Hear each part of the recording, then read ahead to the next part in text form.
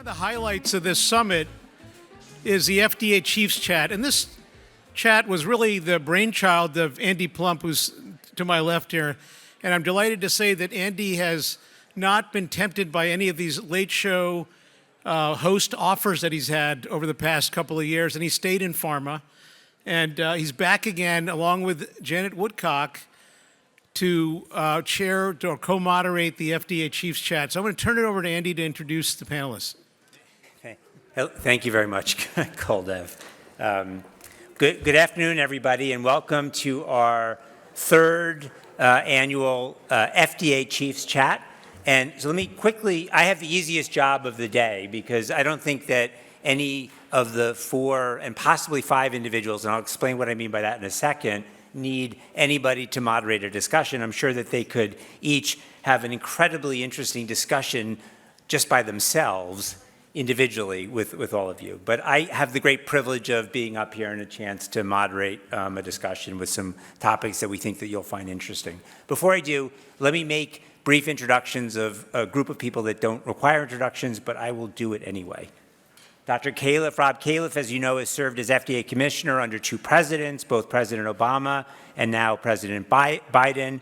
Outside of his time as FDA Commissioner, Rob was the head of medical strategy at Verily Life Sciences and Google Health, Vice Chancellor for Clinical and Translational Research at Duke, and Director for multiple Duke Medical and Clinical Research Institutes and Initiatives. Thanks, Rob. To Rob's left, we have Scott Gottlieb. Dr. Gottlieb served as the 23rd Commissioner of the FDA from 2017 to 19 under President Trump. He is a strong supporter of private sector innovation as a senior fellow at the American Enterprise Institute, a partner of the VC firm NEA, and a board member for several private sector companies. Scott continues to publish and speak out on a broad range of topics, including his 2021 book on the rise of COVID-19, as well as recently, last week at JAMA, he had publications on regulatory strategies for disruptive technology. So thank you very much, Scott. Now, we're not sure actually if Peggy Hamburger is going to be able to join us. She actually had a family emergency. She said she'd try to call in, and I actually will know if we see her face whether she's going to join us. But I still want to introduce Peggy because the reason we're all here today as part of a CERSI summit is because of Peggy, because the CERSI program is the brainchild of Peggy herself. So Peggy has one of the longest term tenures as FDA Commissioner, serving for 6 years under Obama. As FDA Commissioner, she was known for advancing regulatory science, streamlining and modernizing FDA's regulatory pathways, and globalization of the agency. She has kept a global focus since leaving the FDA as the Foreign Secretary of the National Academy of Medicine, and now helping lead many well-known international organizations and initiatives. Peggy, I hope you join us. Also online, we're going to have Mark McClellan. Mark served as Commissioner of the FDA under George W. Bush from 2002 to 2004, and is the first economist to hold the position. He went on to serve as the CMS Administrator from 2004 to 2006, and after leaving government, Mark has remained very active in health policy, first as a senior fellow at Brookings, and now as the founding director of the Duke Margolis Center for Health Policy. And then, of course, last but not least, we have my co-moderator, but Janet will serve a bit more as a panelist than a co-moderator. And then at the end of the day, we have a special treat, which is Janet wrapping up the day for us. So Janet is basically an institution at FDA. Feels so good to say that. Trained in internal medicine, Janet joined the FDA in 1986. Everybody pause for a moment and think, if you were born, what you were doing in 1986. Now, with almost 30 years at the agency, Janet has been repeatedly recognized for her leadership in shaping the modern FDA that we know today. She is serving as the principal deputy under Commissioner under Rob, and announced in November that she will be retiring from the FDA early this year. And of course, we'll believe that when we see it. All right. So there you are, Janet. I like the smile. Thank you. And hello, Mark. Thank you very much for joining us. So let's jump right in. We have...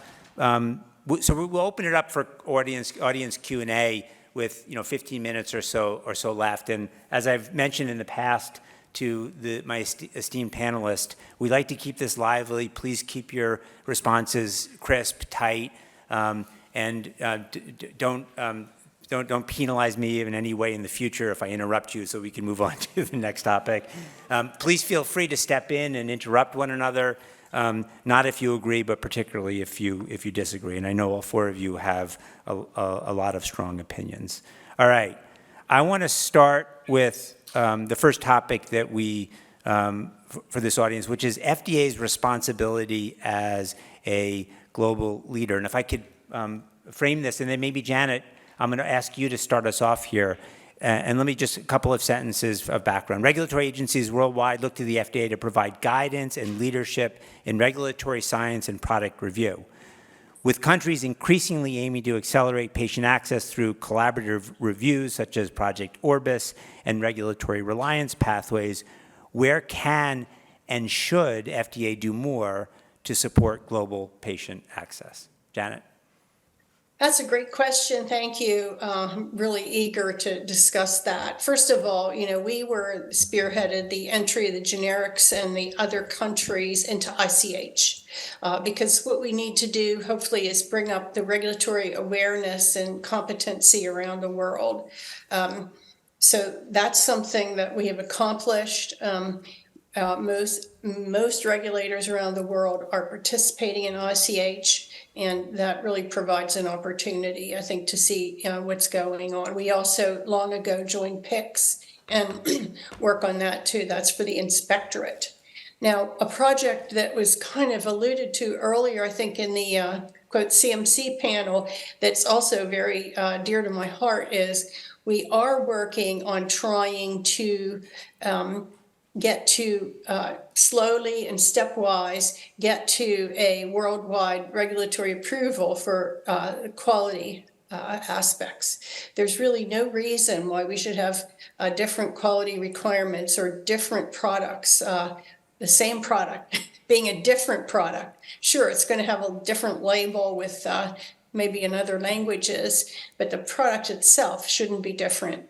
And if we can get consortia together and not ask people to rely on us, but actually all of us work together as regulators to be approving body, then companies wouldn't have to send 50 or 60 change applications to all different regulators and wait to innovate until the very last one gives an approval. This is a tremendous barrier to innovation on the quality and availability side of the house.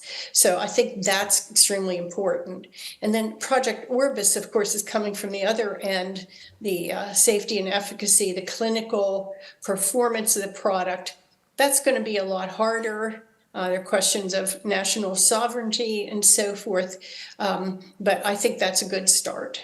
So I really do think that, one of the themes of the meeting this year is we're becoming more of a village, and we really need to work together globally as much as possible. That's what I think will bring access to patients around the world.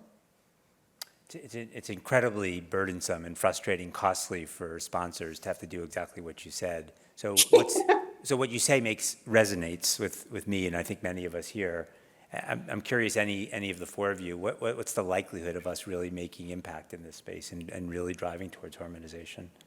I'll just offer a few thoughts. I think that in order to drive change in this space, it helps to have a broader sort of policy goal that you're pursuing. And one of the places that I thought you can create a seductive policy argument from why we should create standardization across the U.S. and European and other regulators around the aspects of the review that Janet talked about was trying to perhaps globalize the filing of applications for generic drugs. We can have a true global system for the approval of a generic drug where you might be able to, if you had a common application, if you will, something that approached that, you might be able to create more incentives for ex-US generic manufacturers to enter the US with some of their generic files and also create more opportunities for US generic manufacturers to enter other markets at a lower cost and help improve the economics of that industry. I don't think that the aspects of the review that go into the assessment of a generic file, I think, comports very closely with the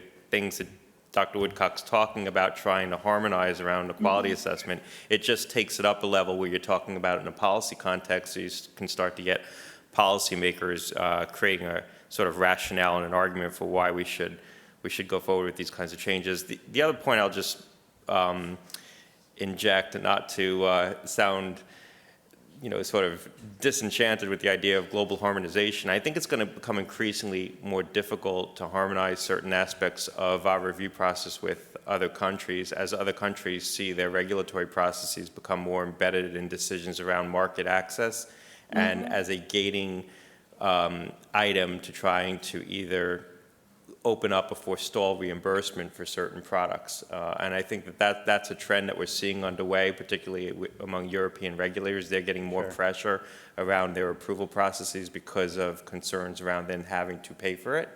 And so it's going to be hard to harmonize to systems that don't have the same political values, if you will, as our FDA, which is independent of those coverage decisions. But how about so agree, much more challenging. But how about in the area that Janet's highlighting with respect to CMC, harmonizing CMC? Because that's a place where it's not, right, and there's that's no where, politicization as to what the recipient is. And that's what I'm getting at with the generic review process, because I think a lot of the parts that Dr. Woodcock's talking about trying to harmonize, which is a more structured part of the review process around the quality assessment, that most of the generic review process really relates to those kinds of features, not the clinical assessment of the product. And so by talking about we should be harmonizing the global generic review process and create a global market for the entry of generic drugs, you should be able to file an application simultaneously in multiple regulatory authorities. That takes what Janet's talking about and I think talks about in a policy context, within all of a sudden Congress and others can get behind it and provide whatever incentives, resources you need to help conceptualize that. yeah. Yeah, that's very good, Janet. Scott. You're thinking about how to sell this. That's great, right? But we're actually working on this with ICMRA and through ICH and so forth. So, but you're right. At some point, we're going to have to be able to sell it to the policy community. My hope is that for a while we can fly under the radar screen, avoid controversy and so forth, practice this. We've already done one supplement with one other regulatory agency, right? So, but if we achieved this, there would be a fleet of regulatory affairs people in industry who could do something else, and there would be a fleet of quality reviewers who could, speed up processes instead of, cranking through things 50 different times, and we'd end up with drugs that were qualitatively and quantitatively the same. And so if one region had a shortage, you could just go and get it somewhere else without any concern. So I think, there's a lot to like about getting this done, and I hope that it does. Sorry to interrupt. Were you going to say something, Rob? You're leaning forward. I'm just trying to stay awake. No, just kidding. Just kidding. It's hard to talk about this without being verbose, so I'll be very brief. I agree with what's been said. I think one of the biggest public health needs in the world today is a reliable, low-cost, generic industry. Right. And the only way to get that is through making these processes work, whether it's the CMC part, the application part. There are other elements of the supply chain that are very much in play now. So we got a lot of problems in the U.S. that are actually different than the rest of the world of not paying enough for generic drugs of certain types, leading to shortages. But you think about our 300 million people, but then think about the other 7.6 billion.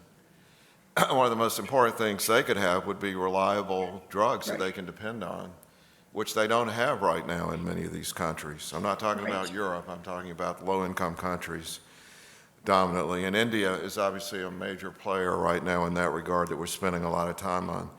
I also believe that the application for generics is a good baby step towards what I would be really surprised if anyone disagreed with this.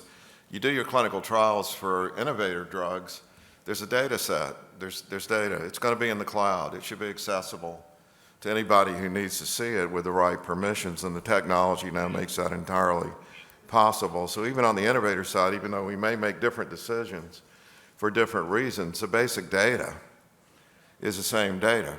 Right now, the way it is, everybody depends on the FDA, right, because we do our own analysis of the data. It would be a bad thing if every country did its own analysis looking at the data, excluding and including different components according to what the sponsor submitted. So I think that's an area where I'm hopeful. And then last thing I'll say is we are working on a strategy that'll be a public document, because there are 1,000 things about international relations related to the FDA in food and all sorts of trade and treaty issues that come into play that I knew nothing about till my first term. And we have a little tiny squad at FDA that deals with this. And although you would have thought from our discussion of center directors that everything's perfect in terms of centers working together. We wouldn't have made that conclusion, but, Okay. but go ahead. Okay. There's a tendency of the centers to have their own relationships, which are necessary because most of the rest of the world doesn't like put food and drugs in the same agency. But there are many cross issues that need to be dealt with if we're going to be effective. Let's. I just added Mark, please go ahead. just two more points. We could talk about this for the whole hour. It's a really important and increasingly so area.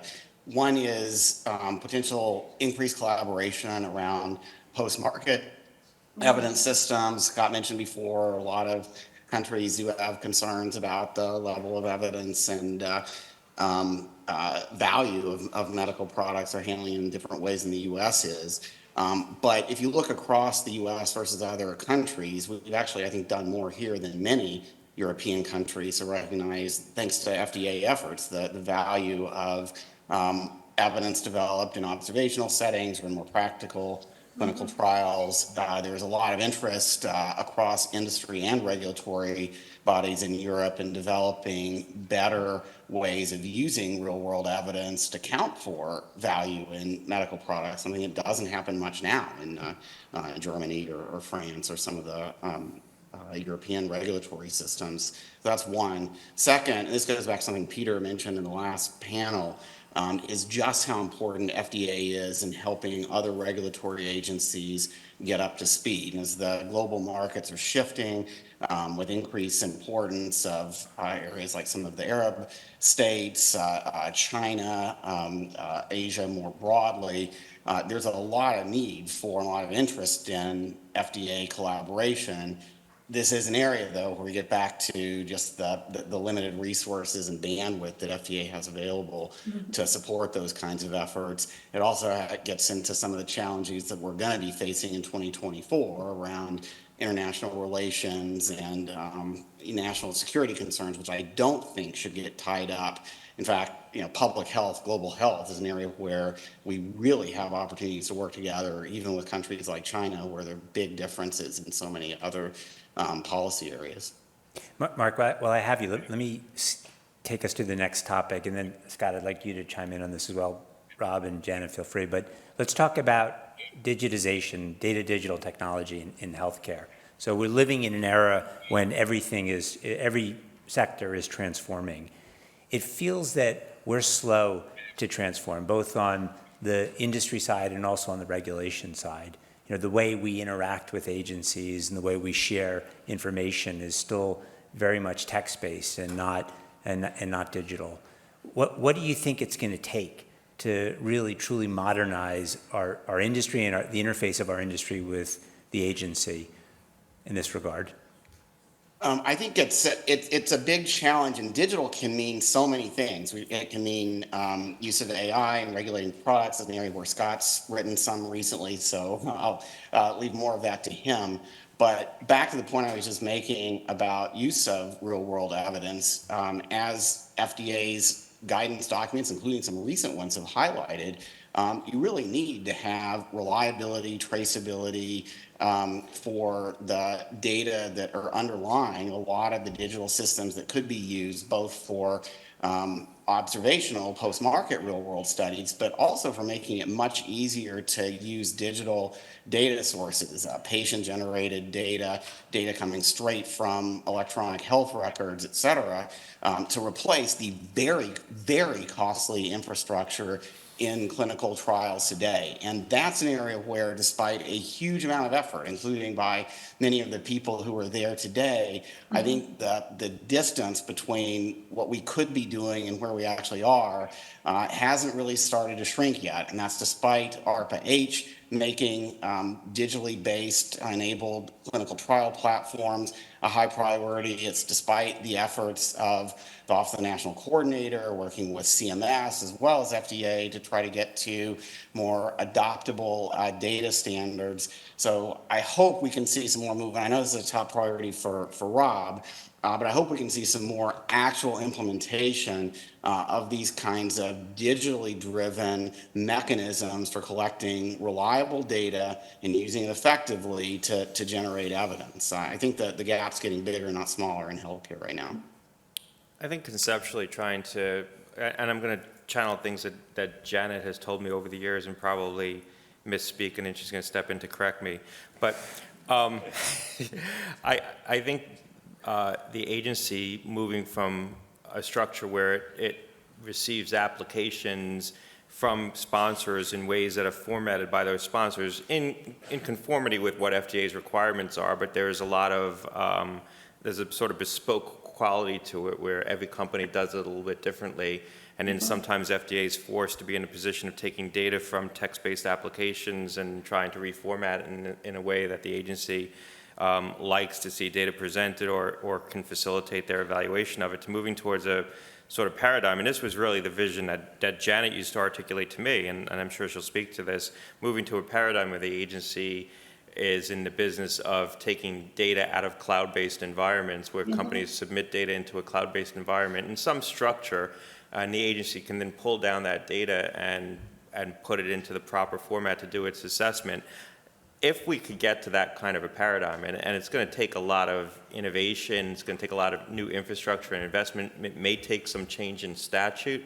If we get to that kind of a paradigm, I think it's going to facilitate a lot of opportunities for the agency to be much more innovative in how it evaluates information. It's going to open up opportunities to use artificial intelligence much more effectively, to do post-market surveillance where the AI tools can do assessments that just you're not capable of doing through a human-based process. It's going to open up opportunities to use real-world information more effectively in both the pre- and post-market setting. I think it's going to open up opportunities to do real-time monitoring. It will open up opportunities for the FDA to create consolidated data sets with some of the pre-approval information that they have, assuming they can do it in a fashion that's legally appropriate, where they're consolidating commercial confidential information from different sponsors, but doing it in a way that's truly de-identified so they can look across much larger data sets to derive more insights. So if the FDA moves to a paradigm where it's not in the business of receiving applications, but receiving data, they're going to be able to innovate, I think, the tools that they use to do assessment. Why is that? How could that be an if? I think it's been, I mean, I think Dr. Woodcock can speak to this. I think it's been a challenge. It's a challenge of infrastructure. It's a challenge of resources. It's a challenge of, I think, some of the impediments of the current statute and the regulations.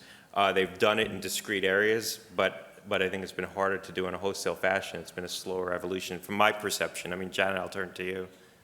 Yeah, well, we're doing it with the CASA. The CASA is structured data submission for generic drug, CMC, structured review that then generates automatically the questions back.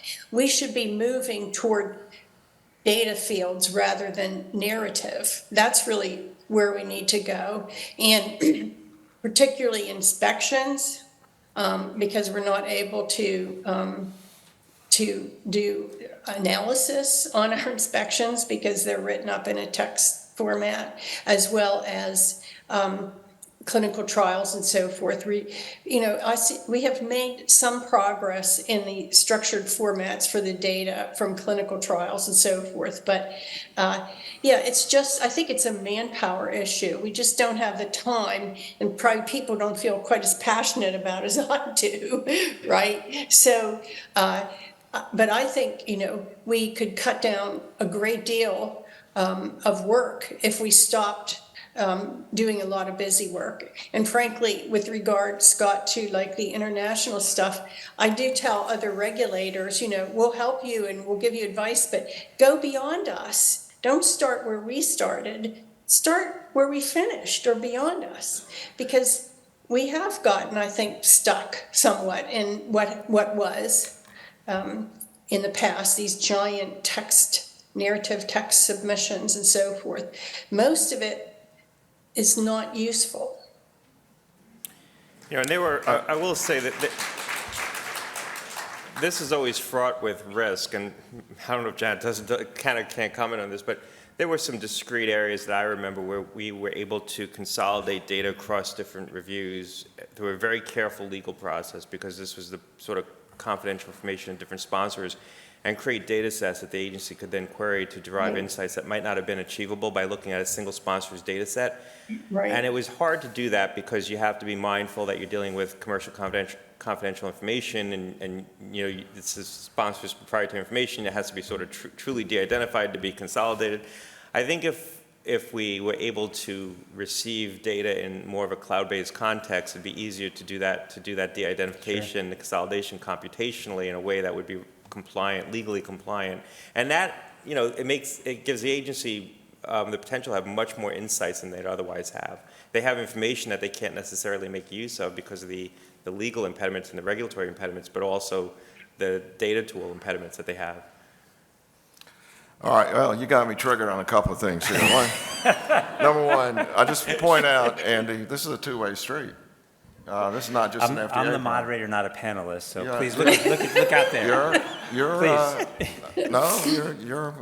sort of have an editorial slant here that I just want to correct. You know, the industries that we deal with, this is not just pharma, it's not just biotech, it's food, it's tobacco, you name the animal products industry.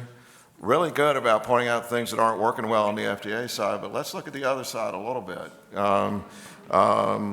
This thing that we call commercial confidential, it's at a pretty extreme level right now. And trade secret, I completely understand. I've been getting asking for briefings on commercial confidential and what's really the law and what is a practice that's been developed where really vital information to the public gets kept secret that I'm not sure there's a good justification for. I'll just pick on supply chain as an issue because it's a little easier to talk about than some of the tougher ones. We had a whole year at the National Academies trying to understand why it is the case that supply chain information that routinely leads to shortages, that it's in the public interest that that be commercial confidential information. We could not, and we had experts from other industries who said this is ridiculous. We never heard of such a thing, but it is. And when we try to change it, you mentioned statutes, who's the main opponent? It's the industries that we regulate.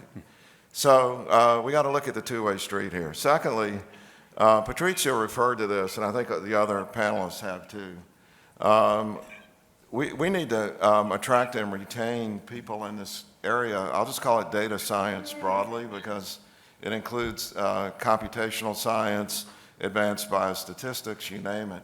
This is the most competitive area that I know of right now in the world. It's hard for us to attract the people that we need because in order to make the transformation that you described, you have to know enough about it and you have to have control over it. Otherwise, you're subject to contractors who don't have an allegiance necessarily to the organization. So we got a lot of internal work to do. Here's where I will compliment the industry. The user fees are really our main salvation on this because Title 21 with the ability to pay people more, if we were just stuck with the standard federal situation, we'd be in trouble. So You're complimenting us for paying a legally binding fee. yeah, that you agreed to You're in a set of welcome. negotiations. You're welcome. Well, it's actually industry that drove the I know. ability. It's a benefit to everybody. Yeah, we know that. So, but I think the discussion we had earlier today with a gentleman from OpenAI was just a brief glimpse, and I think there's a disruptive force in play here that might even change. I was totally with Janet on the not having text. I think that's going to change. There are going to be parts of it we want to be items in a field, but there's going to be the ability with AI to make a lot more out of text than we could in the past. Getting that right is going to be a challenge, but generative AI is going to be a disruptive force. We intend at the FDA to be using it. Just think about the life of a reviewer trying to keep things constant from old documents to new documents. Yeah. That's a lot of work. That shouldn't be much work in the future as you can use AI now to sort of get that busy work done, much like a clinician in the clinic, not having to cut and paste from previous notes. So I think it's going to happen because the forces are now in play. Yeah, but so just in the interest of full disclosure, when I started this, I did say that within the industry, the way we work, we're slow to, Okay. we are slow to embrace digital and data. And I think that the way we interface with the agency, that's a slow transition. I actually, maybe Janet, you can comment. There's a not-for-profit group that's been Yes. set up where industry's been very involved called the Cumulus. And Right. having now watched this for a few years, the pace at which, and Cumulus is a tool for creating standards to allow for data transfer between a sponsor and the agency, and just watching the pace at which it's evolved, it's sluggish. That's a euphemism, actually, sluggish. But so it just doesn't feel like there's any path to make things happen because it's such a massive barrier to overcome. Right, yeah, we put that together out of the Heaver group. Transcelerate is the one who's doing the Accumulus project. And, it has been slow. And, there's always, everything always takes a lot longer. But I think a lot of people share the vision, which is, can we have a repository in the cloud where the data reside? And can we get away from narrative, long narratives that nobody, that they pay CROs to write and then nobody reads them, right? So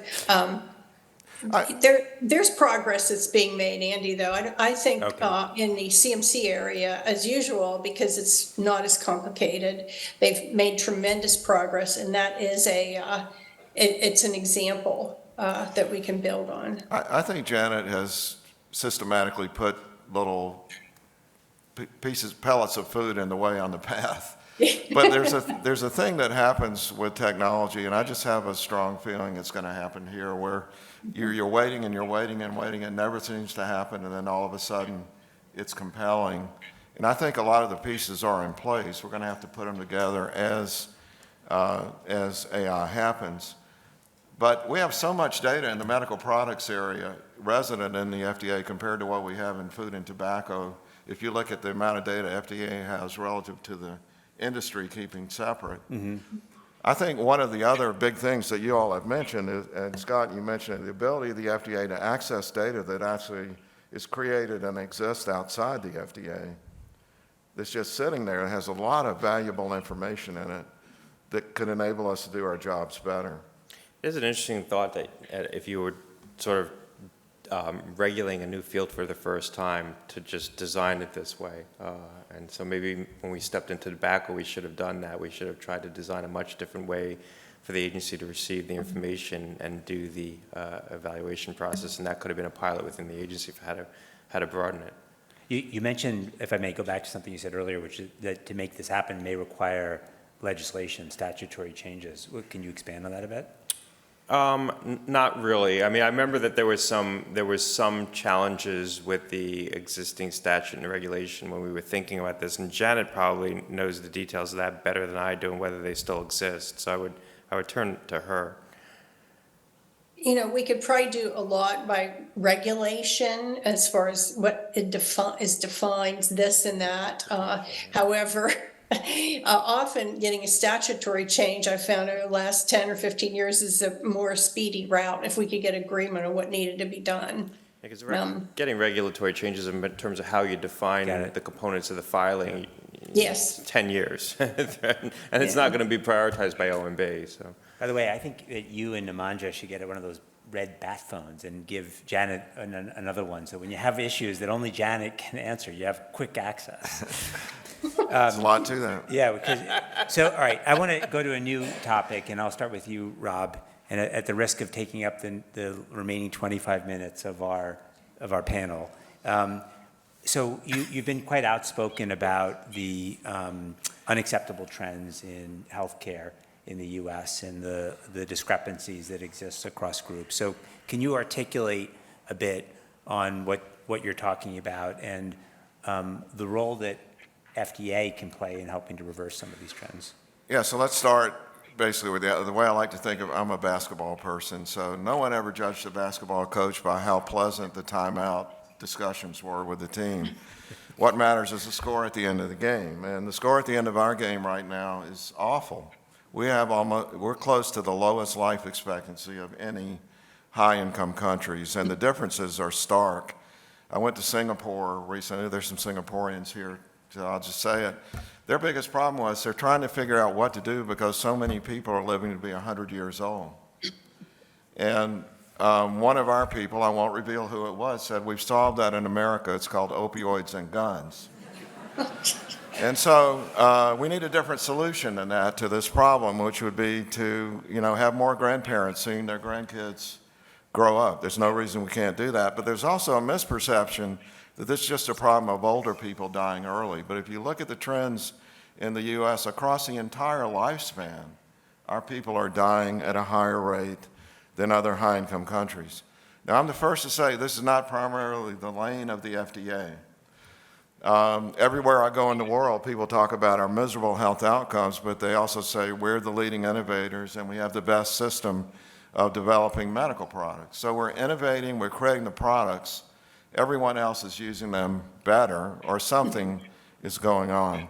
So the part of it that where the FDA can play a role, in my view, is we're not accountable for the price of goods, the value of goods, but in that post-market space, no one is accountable right now. And I think we need a different system that brings some order to the chaos there. It shouldn't just be up to marketing to figure out if drug A is better than drug B, or whether your chemotherapy should go on forever or stop at 6 months. We know the incentives for the industry are not aligned with what's in public health in that space. And so, we have a new NIH director. Because of the IRA, CMS is very interested in this, and it's been going on with devices for a while. So I think the main thing that we can do is to help have a better post-market evidence generation system so that when we make decisions about what we use, I'll just throw in, as everyone knows, we're spending $4.3 trillion to get the worst results of any high-income country.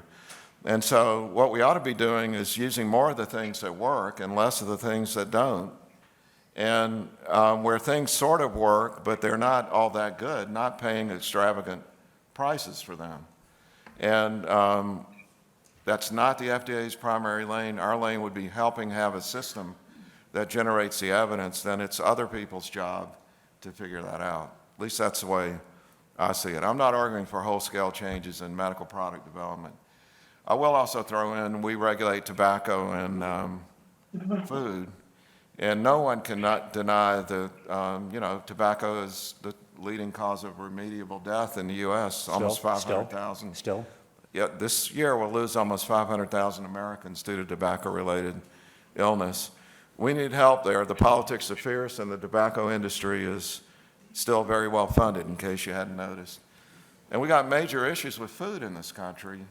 I actually have this in a really weird way. I think the GLIPs may actually unravel the whole issue with food, which is a whole set of foods which apparently cause people to get hungrier the more of them you eat, which is sort of like the marketer's dream, right? You have a product, it's like potato chips. Could you ever stop just eating one?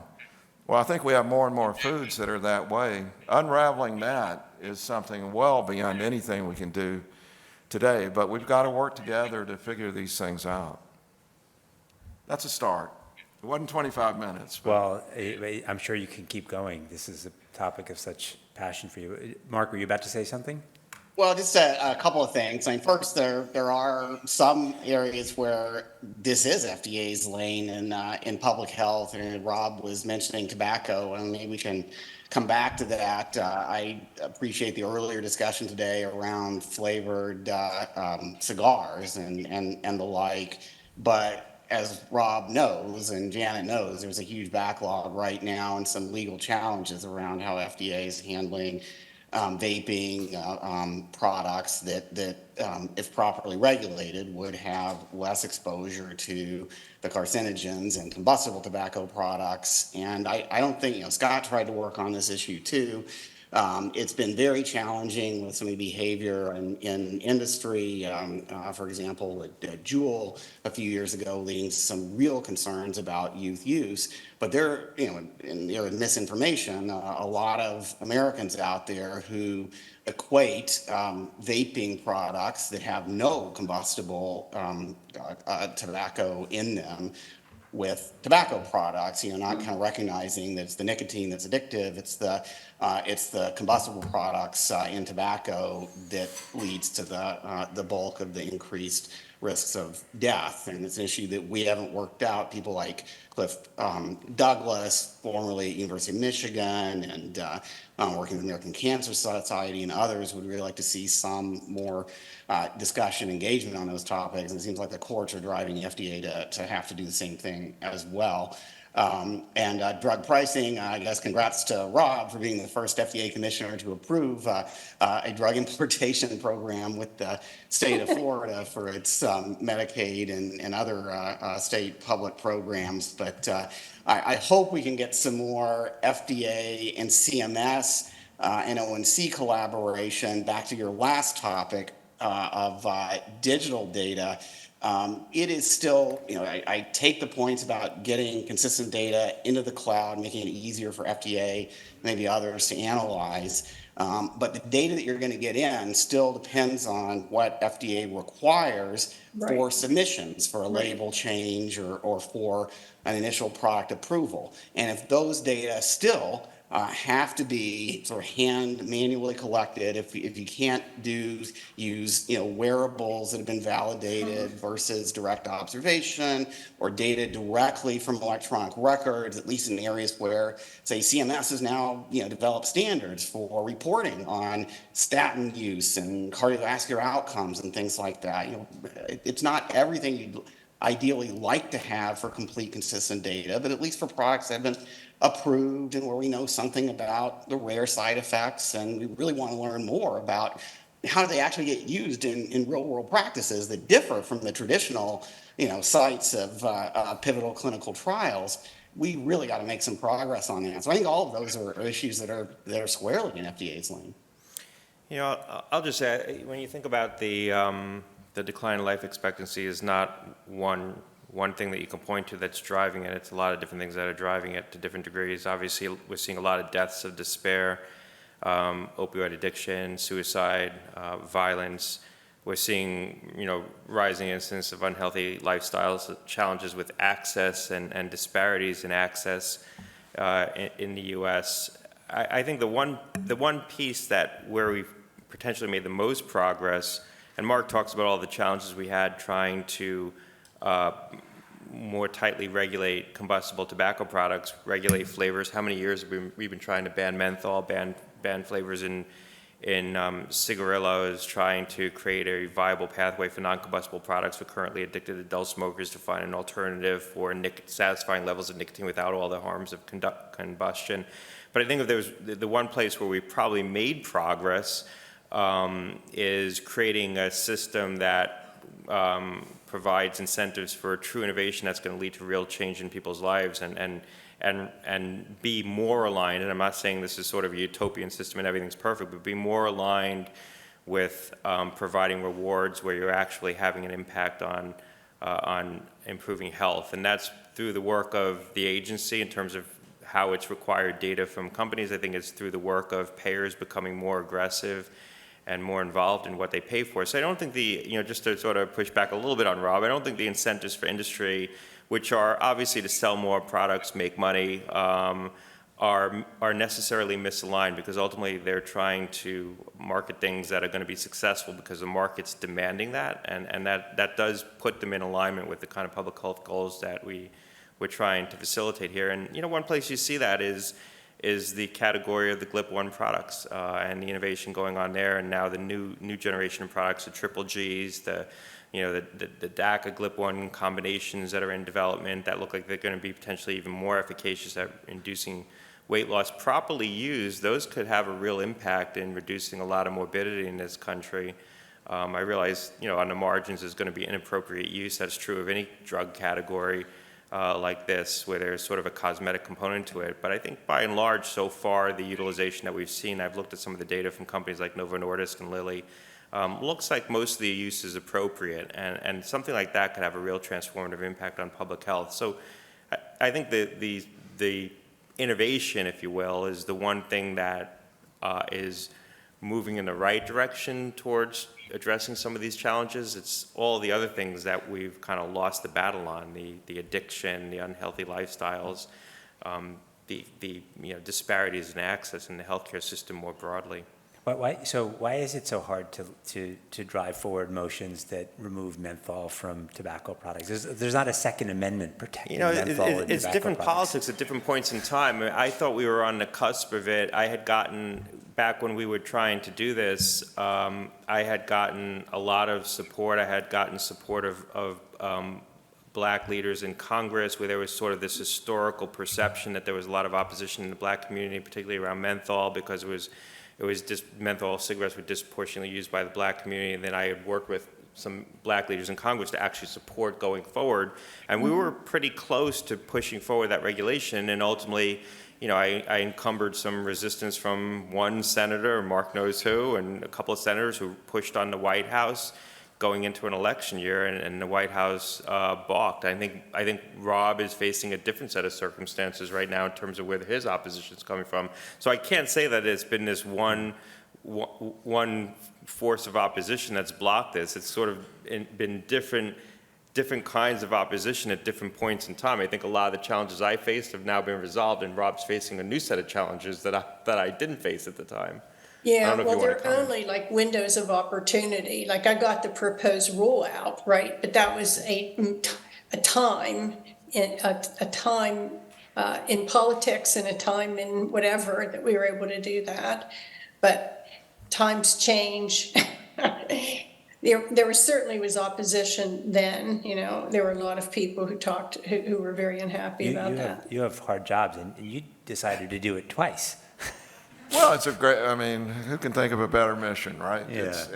Where is the opposition coming from, Rob, now, to the menthol in particular? There's a view, this is all played out publicly, and I have to be very careful in what I say because it's in play, as we speak right now. But it's well known that, there's concern in the African American community that anything that prohibits a substance will lead to a market of illicit use and then local police tactics used against individuals. And so we've worked hard to make it clear that's not in our rule. In fact, the rule prohibits prosecuting individuals. It's all about the firms that have been doing this, but there's concern about that. So that's playing out in the public arena now, and the decisions are imminent. But I think at the core of this, Andy, something that's so far beyond FDA, but I think people and I completely agree, like I say, I go around the world, we are the innovators, and increasingly so. We're creating the things that make a difference and change lives, and we're just not using them as well. But one of the reasons is Americans have this thing that's in our culture, that it's okay to be individualistic, even if you're harming yourself. Yeah. And others. And others. And this is where the rub, I think, is for all of us to be concerned and involved, is when it does involve harming others, where is that line? And it's very hard to talk about this without getting into politics, so I'll stop right there. Can I just pick up on one point? Mark made a very good point, and I just want to accentuate it. At the time that we were looking to try to regulate the combustible products, make them less attractive by removing flavors and putting in place restrictions on access, including regulating nicotine in the combustible products to render them minimally non-addictive so they can no longer sustain addiction. And Rob's been moving forward that regulation. That's going to take a very long time to fully implement. We also were looking at ways to try to put the non-combustible products through an appropriate series of regulatory gates so that they could be accessible to adult smokers, and also try to make accessible more attractive medicinal nicotine products that could deliver nicotine in ways that would be more satisfying to adult smokers, like through faster routes of delivery, so you can get a nicotine rush more quickly, and that's what makes the nicotine satisfying. And I think we need to think about that, continuing to move forward the non-combustible products, because nicotine is a legal substance. There's going to be adults who want access to it. There's currently addicted adult smokers who aren't going to be able to quit nicotine altogether. And I think those sort of two components, those two legs of this stool, if you will, trying to make the combustible products far less attractive and the non-combustible products accessible through proper regulation, is the right, framework. Now, I ran into Juul, right? Juul created the youth addiction crisis, and once that happened in the spring of, it really happened earlier than that, but once we became aware of it in the spring of 2019, I guess it was, or 2018, that really set our policy back, because it became about addressing the youth addiction. But I think we're in a different environment now with the non-combustible products, where we could potentially take more opportunity to elevate them and then try to make the combustible products less attractive. Yeah. Now, just one quick thing on that.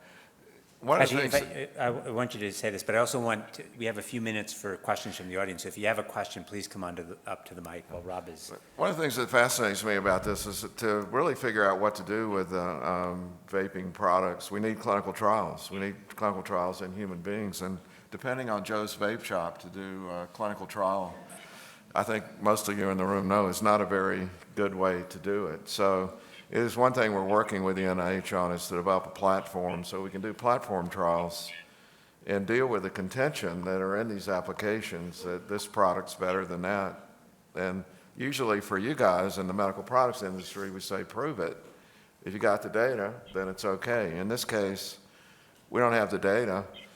Dr. Bumpus was looking at inclusion in clinical trials, and we couldn't even produce a document for CTP because there are almost no human clinical trials of any significance to rely on. So we've got to create a whole strategy of platforms for these products, because I don't see them being outlawed completely. Look, I think I always felt, and I think there's one company that's actually looking at doing it, that there was a significant opportunity to try to bring a vaping product through the OTC approval pathway, and that would create a pathway for the demonstration of the kind of data you're talking about. Now, that would require, I think, CETA reviewers to get comfortable with the fact of using the lung as a delivery vehicle for nicotine, which there's a lot of discomfort What are the around. endpoints in a trial like that?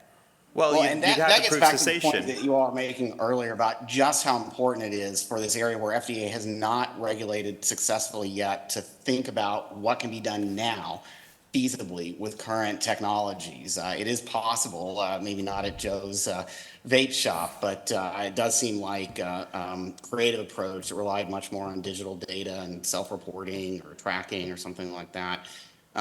Would be a way to help address the problem that Rob described. There aren't any traditional clinical trials out there. I don't think there are going to be many, but that doesn't make this any less of a public health risk or an area where we really do need to find some ways to reduce harm. The endpoint would be cessation, but the reality is a vaping product is probably going to induce some lung injury. That might be measurable. These are not safe products. They are less harmful than combustible tobacco, so you need to judge it against the combustion.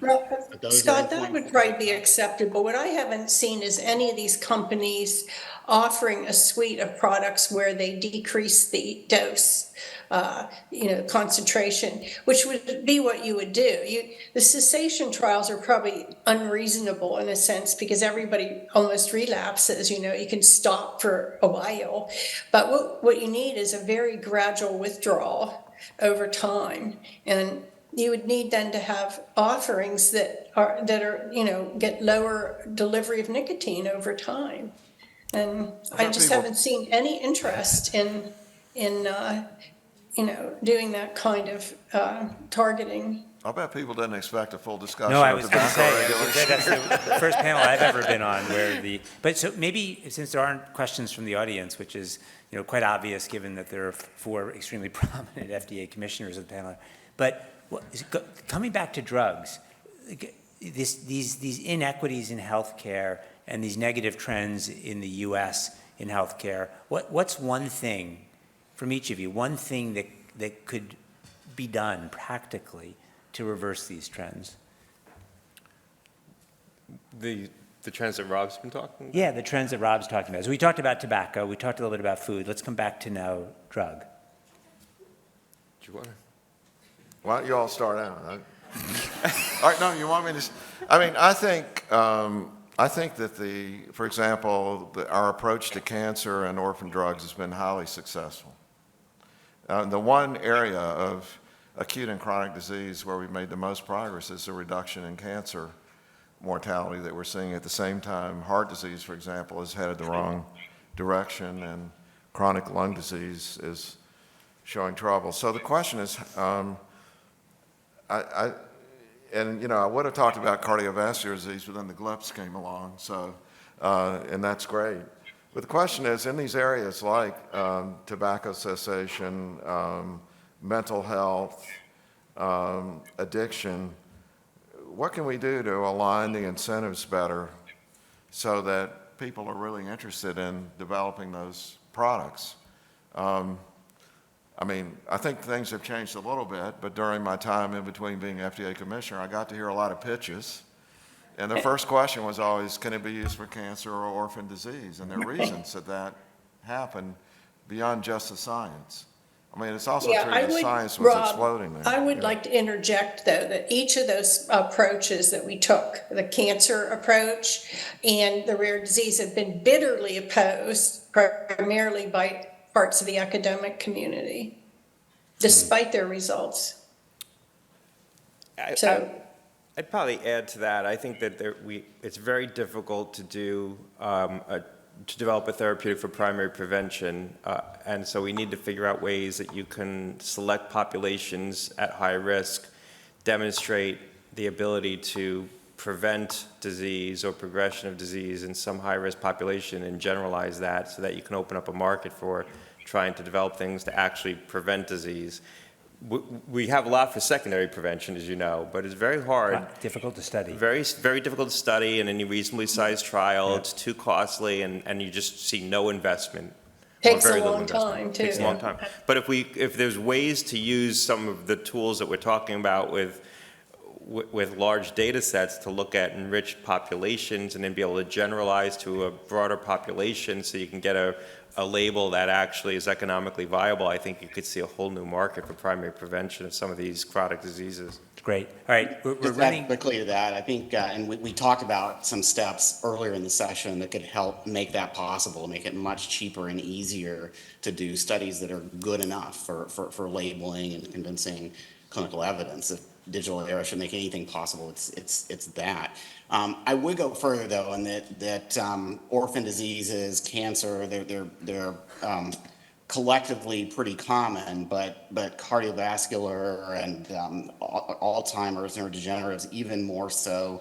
And look, the fact is that payers, public and private, are balking at the prices that they're seeing now. So I guess the question is, can you get to a better model where it's not, for the cardiovascular drugs on Entresto, where you have like a very high price. It's now going to be subject to Medicare price negotiations, so maybe it'll come down a bit, but a lot of utilization review, a lot of formulary restrictions, et cetera, and healthcare systems that just aren't set up to make it easy for people to get those drugs. Is there a different model that wouldn't have like the usual, 4 to 5 year gradual uptake that counts so much against the net present value of bringing one of these drugs to market, that could reliably, faster get to many more people? And we're seeing a lot of reforms in our healthcare payment systems that are moving away from fee-for-service for that reason, that are relying more on, telehealth, digital supports,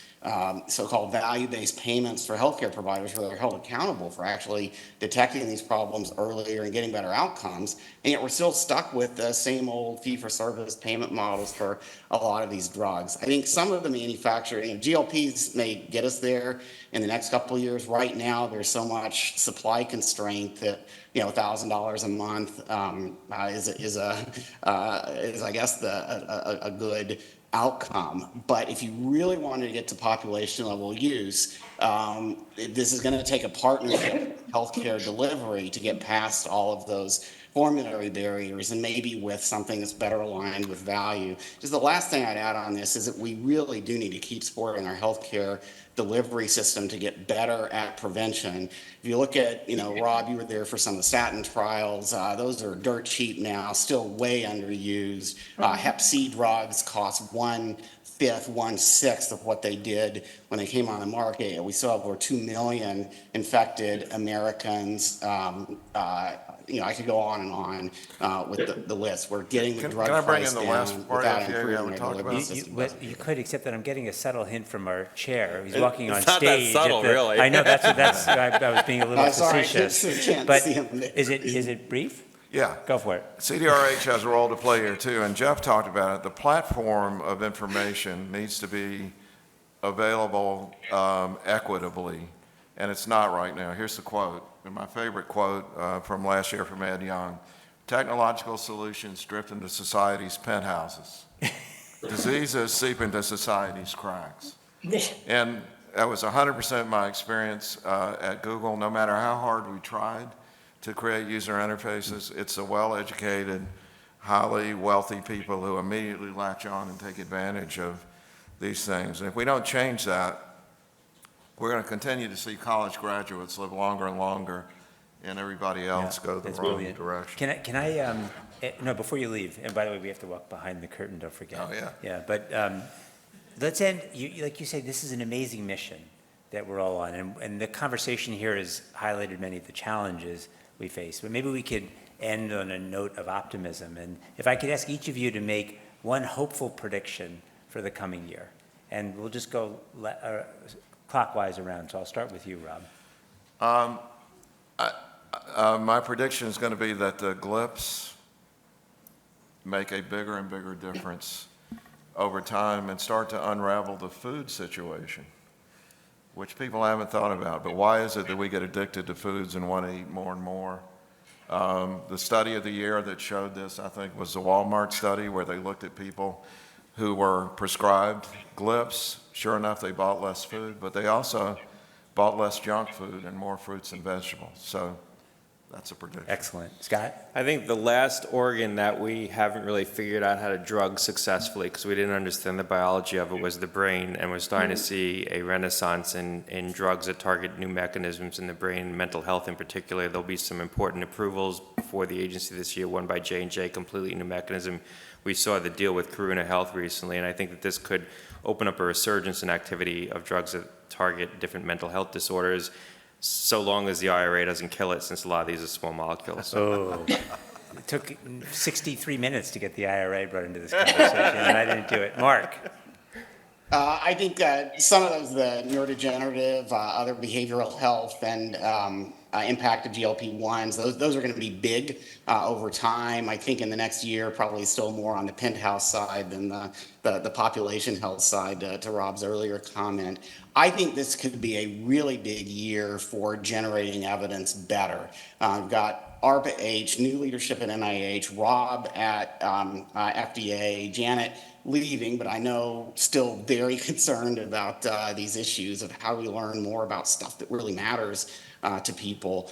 And CMS is very interested in this too. We just give CMS a few more resources, 1/100th of what FDA has to engage with companies and develop better post-market evidence systems to meet some of their concerns.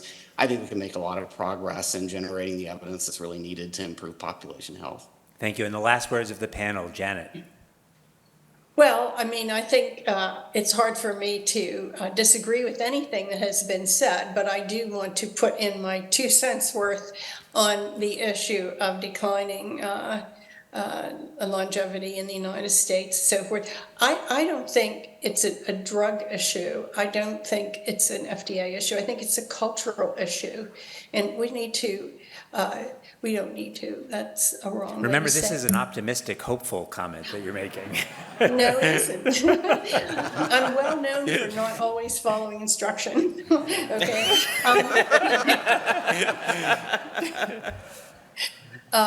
I think I think we ought to think about the limitations of what both government and medicine can do. There's a tremendous amount of improvement that's needed in the healthcare system, and I do agree with people that hopefully we'll be moving in that direction, and we'll continue to see innovation in drug and biologic development, that really tremendous things.